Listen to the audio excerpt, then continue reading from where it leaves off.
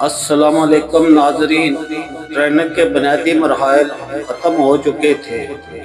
ہمیں لگا تھا کہ اب شاید آرام کا موقع ملے گا، لیکن یہ ہماری بھول تھی۔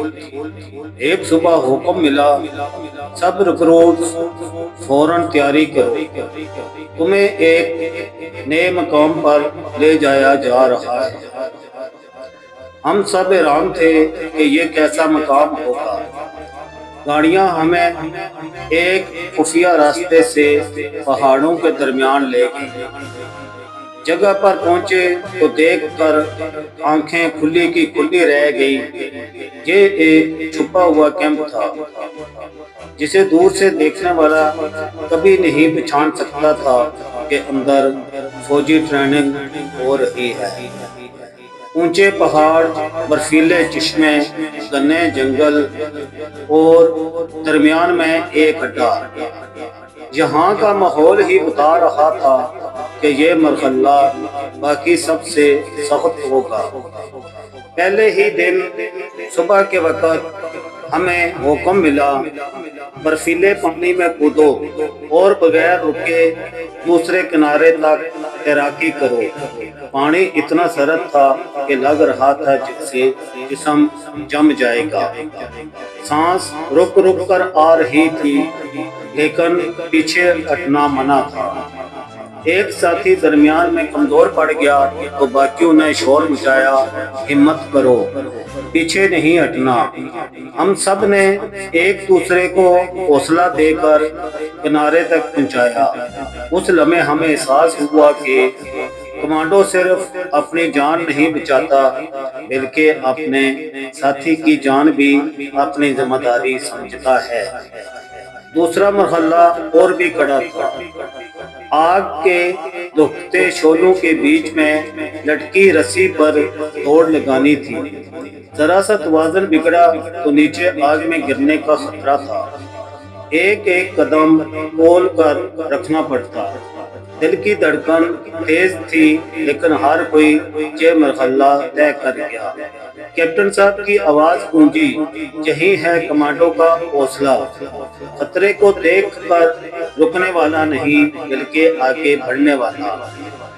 تیسرے مرحلے میں بھاری سامان کے ساتھ پہاڑ پر چڑھائی کروائی گئی۔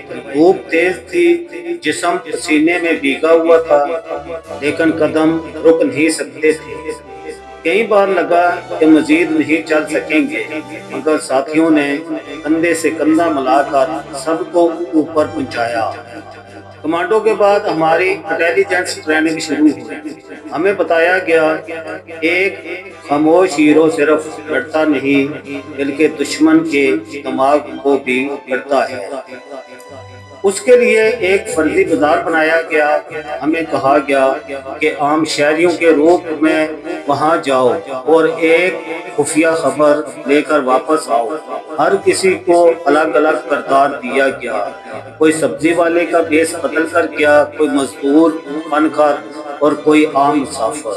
شروع میں عجیب لگا کہ صفائی ہو کر ایسے کردار نبھانے ہیں، لیکن جب دشمن کے علاقے میں گھسنا پڑے تو یہی ہنر کام آتے ہیں۔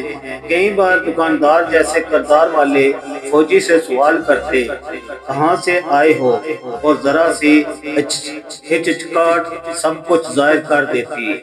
یہ ہمیں سکھایا جا رہا تھا کہ زبان، آنکھ اور انداز پر مکمل قابو رکھنا ہے۔ اس کے بعد خفیہ کوڈز اور اشاروں کی پریکٹس ہوئی۔ رات کو روشنی کے ایک اشارے کا مطلب راستہ صاف ہے، جبکہ ایک مخصوص لفظ سننے کا مطلب خطرہ قریب ہے۔ یہ کھیل لگتا تھا، لیکن حقیقت میں یہی کوڈز ایک دن ہماری جان بچا سکتے تھے۔ کچھ دنوں بعد اعلان ہوا، اب تمہارا اصل امتحان ہے۔ تمہیں دشمن کے اڈے پر گھس کر ایک خفیہ دستاویز لانی ہے۔ یاد رکھو، شور مچایا جب چھانے گے تو مشن ناکام۔ ہم سب کے دل تیزی سے دھڑکنے لگے۔ اندھیری رات تھی، آسمان پر بادل چھائے ہوئے تھے، چاروں طرف سناٹا۔ ہم چھاؤں میں جھکتے ہوئے آگے بڑھے، راستے میں جال لگے تھے، محافظ کھڑے تھے اور جگہ جگہ خفیہ کیمرے نصب تھے۔ ہر قدم تول کر رکھنا پڑتا۔ ایک ساتھی نے غلطی سے پاؤں لکڑی پر رکھا اور کرک کی آواز آئی، فوراً الارم بج گیا، وہ ساتھی ناکام قرار دیا گیا۔ باقی سب نے ایک دوسرے کو خاموشی کا اشارہ دیا اور دوسرا راستہ نکالا۔ پسینے کے قطرے ٹپک رہے تھے لیکن ہمت قائم تھی۔ آخر کار ہم دشمن کے کمرے تک پہنچے۔ اندر گپ اندھیرا تھا، دل کی دھڑکن اتنی تیز تھی کہ لگتا تھا باہر تک سنائی دے گی۔ ہم نے دراز کھولا اور خفیہ فائل نکالی، کامیابی ہمارے منتظر تھی۔ واپسی پر جب ہم سب کیمپ پہنچے تو کیپٹن صاحب نے ہمیں قطار میں کھڑا کیا۔ ان کے چہرے پر سختی بھی تھی اور فخر بھی۔ وہ بولے، آج تم نے یہ ثابت کر دیا ہے کہ تم صرف سپاہی نہیں بلکہ خاموش ہیرو بننے کے قابل ہو۔ تم نے کمانڈو کی ہمت اور انٹیلیجنس کی ذہانت دونوں کا امتحان پاس کیا ہے۔ اب تمہارے لیے میدان صرف ٹریننگ کا نہیں بلکہ دشمن کے علاقے کا ہے۔ ہم سب کے دلوں میں ایک ہی جذبہ تھا، وطن کی حفاظت، لیکن ساتھ ہی ایک سوال بھی گونج رہا تھا، کیا ہم اس کے لیے تیار ہیں؟ کیپٹن صاحب نے آخر میں ایک لفافہ ہاتھ میں لیا اور کہا، یہ ہے تمہارا پہلا خفیہ مشن۔ اگلی بار جب تم لوگ میدان میں اترو گے تو یہ کھیل نہیں ہوگا، یہ زندگی اور موت کا فیصلہ ہوگا۔ ناظرین، ویڈیو کو لائک اور شیئر لازمی کریں اور میرے چینل کو سبسکرائب کریں۔ ویڈیو میں کمنٹ لازمی کیا کریں۔